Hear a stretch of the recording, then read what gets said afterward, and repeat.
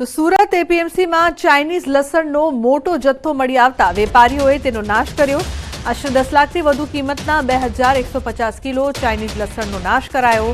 લાંબા સમયથી ભારતીય બજારમાં લસણનો ભાવ આસમાને પહોંચ્યો છે, ત્યારે આ તકનો લાભ લઈ ચીનથી મોટા પ્રમાણમાં ચાઇનીઝ લસણ ભારતમાં ઘુસાડવામાં આવી રહ્યું છે, જેના કારણે ખેડૂતોને નુકસાન તો થઈ જ રહ્યું છે। જો કે સુરત એપીએમસીમાં ઇન્સ્પેક્ટરોને શંકાસ્પદ લસણ દેખાતા જ તપાસ કરાઈ અને તાત્કાલિક અસરથી તેનો નાશ કરાયો। ચાઇનીઝ લસણ સસ્તું હોવાથી સાથે ઓછી તીખાશવાળું અને ટેસ્ટમાં ફીકું હોય છે। જો કે તેને પકવતા સમયે ખતરનાક દવાઓ અને ખાતરનો ઉપયોગ થાય છે, જે સ્વાસ્થ્ય માટે હાનિકારક છે, જેથી ભારત સરકારે વર્ષ 2014થી તેના વેચાણ પર પ્રતિબંધ મૂકી દીધો છે। તો મહત્વનું છે કે 10 લાખની કિંમતનું ચાઇનીઝ લસણ ઝડપાયું છે। તો એક તરફ ચાઇનીઝ લસણ પર પ્રતિબંધ છે, રાતો અને સફેદ રંગનો હોય છે તે, જ્યારે દેશી લસણ પીળો અને સફેદ રંગનો હોય છે। 10 લાખથી વધુની કિંમતનું ચાઇનીઝ લસણ ઝડપાયું છે। ચાઇનીઝ લસણ મોટી કડીનું હોય છે। દેશી લસણ છોલવામાં મુશ્કેલી થાય છે, જ્યારે ચાઇનીઝ લસણ છોલવામાં સરળ રહે છે। તો કઈ રીતે તે બંને વચ્ચે ભેદ પારખવો? ચાઇનીઝ લસણ ઓછી ગંધવાળો હોય છે, જ્યારે દેશી લસણ જે હોય છે તેની ગંધ વધુ તીવ્ર હોય છે।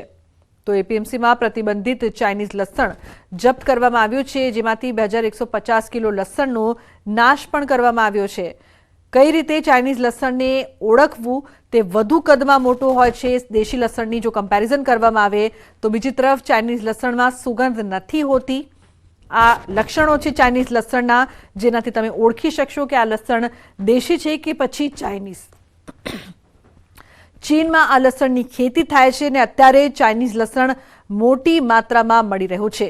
કેન્સર જેવી બીમારીઓનું જોખમ રહે છે ચાઇનીઝ લસણની આ આડઅસર છે, જેથી તે ખાવું સ્વાસ્થ્ય માટે બિલકુલ હિતકારી નથી। શ્વાસની તકલીફ પણ થઈ શકે છે ચાઇનીઝ લસણ ખાવાથી, પરંતુ બજારમાં ચાઇનીઝ લસણ મળી રહ્યા છે, જે ઓળખવા ખૂબ જ જરૂરી। ચાઇનીઝ લસણ અમારા ત્યાંના ઇન્સ્પેક્ટરો રાઉન્ડમાં હતા અને ધ્યાનમાં આવ્યું કે શંકાસ્પદ લાગેલું, એનું અમે તપાસ કરતા એ ચાઇનીઝ લસણ હતું, જેનું અમે સંપૂર્ણપણે નાશ કર્યું છે। અને અમે અમારી એપીએમસીમાં આ રીતનું ચાઇનીઝ લસણ કોઈ બી રીતથી વેચાણ નહીં થાય એ માટે અમે કટિબદ્ધ છીએ। તો અરવલ્લી જિલ્લામાં મકાઈના પાકમાં ઈયળના ઉપદ્રવથી ખેડૂતો પરેશાન બન્યા છે। વારંવાર દવાના છંટકાવ બાદ પણ જીવાત કાબૂમાં નહીં આવતા પાકના ઉત્પાદન ઉપર તેની માઠી અસર જોવા મળી રહી છે।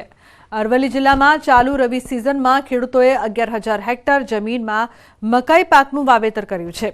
આ વાવેતર બાદ પાક તૈયાર થવાના આરે છે, તેવામાં વાતાવરણમાં પલટાથી પાકમાં ઈયળનો ઉપદ્રવ વધી ગયો છે, જેના કારણે ઈયળ પાકના પાન અને મકાઈ ડોડાને નુકસાન કરી રહી છે। ખેડૂતો દવાનો છંટકાવ કરે છે, પણ ઈયળોનો નાશ નહીં થતા પાકને મોટું નુકસાન થઈ રહ્યું છે, જેથી ઈયળના કારણે પાકનો ઉતારો ઓછો મળે તેવી સ્થિતિ હાલ જોવા મળતા ખેડૂતો ચિંતિત બન્યા છે। શિયાળામાં મકાઈ વાવી છે 3 વીઘામાં, પણ સાહેબ ઉગાવા 15 દિવસ થયા અને ઈયળ ચાલુ થઈ ગઈ, તે છેક 3 વખત દવા છોટી, સણગો મકાઈ તો સણગોમાં હજી ઈયળ આવે છે। આ તો ઈયળ એનો પીછો છોડતી જ નથી, અને ખરેખર એનું ડોડા બેસે ને તો ડોડામાં ઈયળ આવી જાય છે, તે મકાઈને ખાઈ જાય છે। એટલે ખરેખર તો ખેડૂતો માટે પાયમાલી છે।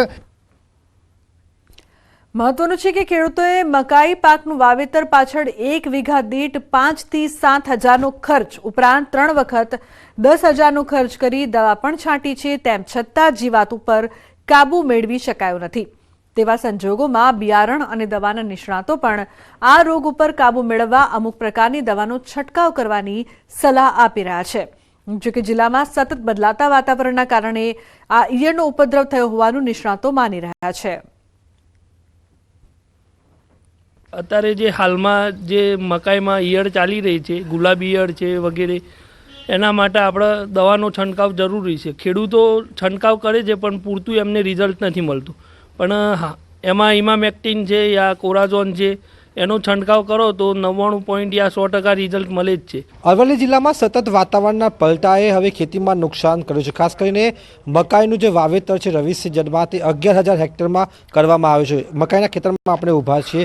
ખાસ કરીને તમને દ્રશ્યો એવા બતાવીશ કે જે પ્રકારે આપ જોઈ શકો છો કે મહા મહેનતથી તૈયાર કરેલો જે પાક છે તે નાશપ્રાય અવસ્થામાં છે. મકાઈનો પાક છે, આપ જોઈ શકો છો કે ઈયળો જે ગુલાબી ઈયળ પડવાના કારણે પાંદડા કોળી ખાઈ ગયા છે. તેના કારણે જે વાવેતર કરવામાં આવ્યું છે જિલ્લામાં તેમાં ક્યાંક ને ક્યાંક નુકસાન જોવા મળી રહ્યું છે.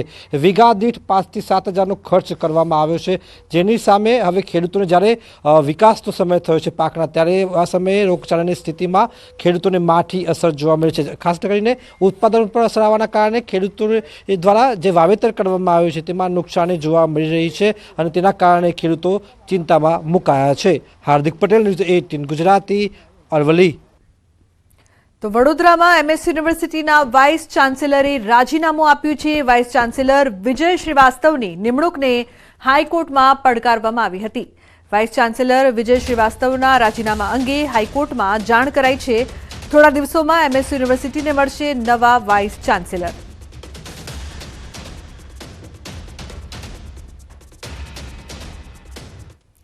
દાહોદના ગરબાડા તાલુકાની શાળાના શિક્ષકની બદલી થતા શાળાના વિદ્યાર્થીઓ હિપકે ચડ્યા. ગરબાડા તાલુકાની ભિલોઈ શાળામાં જોવા મળ્યા દ્રશ્યો. આચાર્ય તરીકે ફરજ બજાવતા વસંત ચૌધરીની વિદાયમાં આખી શાળા અને ગામ હિપકે ચડ્યું. શિક્ષક પ્રત્યેનો પ્રેમ જોઈને હાજર સૌ કોઈની આંખમાં આંસુ આવી ગયા હતા. વસંત ચૌધરીની વિદાયમાં વિદ્યાર્થીઓ ભાવુક થયા. તમામની આંખોમાં આંસુ જોવા મળ્યા. ગરબાડા તાલુકાની ભિલોઈ શાળાના શિક્ષકનો વિદાયી કાર્યક્રમ, ત્યારે આચાર્યની બદલી થતા આખું ગામ હિપકે ચડ્યું હતું.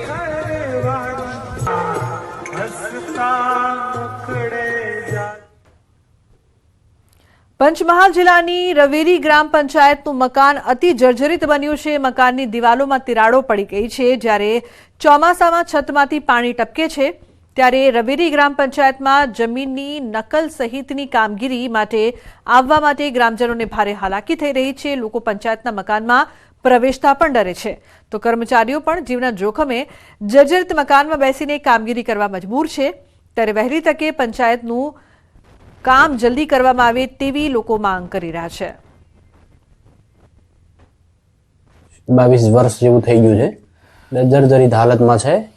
અને છેલ્લે 2024 ના રોજ ગ્રામસભા ભરાણી હતી અને અમારી પાસેથી દરખાસ્ત પણ માંગવામાં આવી અને અમે નવીન ગ્રામ પંચાયત ઘર બાંધવા માટે દરખાસ્ત કરેલી છે. અમે નકલો કઢાવવાને આવીએ છીએ તો આમ થોડી બીક લાગે છે. પાણીનું ટપકે છે ને એવું વરસાદ ચોમાસામાં. નવી ગ્રામ પંચાયત બને એવી અમારી માંગણી છે. એવું ગ્રામ સભામાં પણ ઠરાવ અમે કરેલો છે, તો અમને વહેલી તકે ગ્રામ પંચાયત નવીન બનાવી આપે એવી અમારી માંગણી છે. પંચાયત જરૂરી છે. ચોમાસામાં પાણી પડે છે અને વીસી જ્યારે ચોમાસામાં વરસાદ પડે ત્યારે કરંટ લાગવાનો ભય રહે છે, તો સરકારે વહેલી તકે નવી મંજૂર કરી આપે એવી અપેક્ષા રાખીએ છીએ અમે. ન્યૂઝ 18 ગુજરાતીની ટીમ આવી પહોંચી છે ઘોગંબા તાલુકાની રવેરી ગ્રામ પંચાયતમાં. હું આપને રવેરી ગ્રામ પંચાયતના દ્રશ્યો બતાવીશ. આપના દ્રશ્યોમાં બતાવીશ રવેરી ગ્રામ પંચાયત છે તે જર્જરિત થઈ ગઈ છે અને જર્જરિત થવાથી ચોમાસામાં પાણી પડી રહ્યું છે. સાથે હું આપ તરફના પણ આપને દ્રશ્યો બતાવીશ. દફતરો છે તેને સાચવીને રાખવા પડે છે. દિવાલોમાં પણ તિરાડો પડી ગઈ છે, જેથી અહીંના જે અરજદારો અહીંયા આવી રહ્યા છે તેઓને સતત ડર સતાઈ રહ્યોનું અરજદારો જણાવી રહ્યા છે. જેને લઈ ગ્રામ પંચાયતની સામાન્ય સભા હતી, એ સામાન્ય સભામાં પણ ઠરાવ કરી અને નવીન મકાન છે તે બનાવવાની માંગણી કરવામાં આવી રહી છે. ત્યારે સ્થાનિકોને જે ભય ના હોતા હેઠળ અહીંયા જે વીસી સહિતની જે કામગીરી કરવી પડી રહી છે તેમાંથી મુક્તિ મળે એ માટે સરકાર વહેલી તકે નવીન ગ્રામ પંચાયતનું મકાન બનાવે એવી હાલ માંગણી કરવામાં આવી રહી છે. રાજેશ. અત્રેના પંચમહાલ જિલ્લામાં કુલ 523 ગ્રામ પંચાયત આવેલી છે, જે પૈકી 151 ગ્રામ પંચાયત જર્જરિત હતી, જેમાં અમે મનરેગામાં 151 ગ્રામ પંચાયતના ઘર મંજૂર કરવામાં આવેલ. તે પૈકી હાલમાં 22 ગ્રામ પંચાયતોનું કામ પૂર્ણ થયેલ છે. બાકીના કામો અત્યારે પ્રગતિમાં છે.